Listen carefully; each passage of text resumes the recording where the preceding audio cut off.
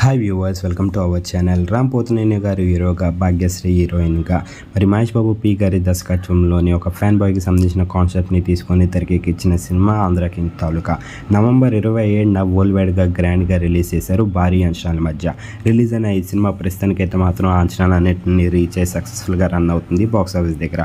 మొదటి రోజున అయితే మాత్రం విజయవంతంగా పూర్తి చేసుకున్నారు రామ్ పోతినేని గారు. మరి మొదటి రోజు అయితే మాత్రం సాలిడ్ కలెక్షన్స్తోని బాక్సాఫీస్ దగ్గర కలెక్షన్ల వర్షాన్ని కురిపించారు.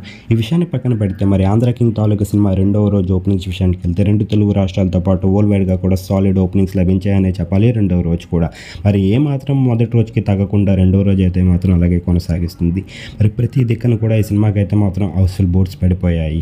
మరి ఈ సినిమా రెండో రోజు అయితే మాత్రం దగ్గరగా 90 నుంచి 95 మధ్య ఆక్యుపెన్సీతో అయితే మాత్రం దూసుకుపోతుంది. మరి ఈ సినిమా అయితే మాత్రం మంచి కలెక్షన్స్తోని, మంచి టాక్తోని దూసుకుపోతుంది. రెండో రోజు అయినప్పటికీ ఈ సినిమా ఎలా లేదన్నా 6 నుంచి 7 కోట్లు ఈజీగా కలెక్ట్ చేస్తుంది అని చెప్తున్నారు.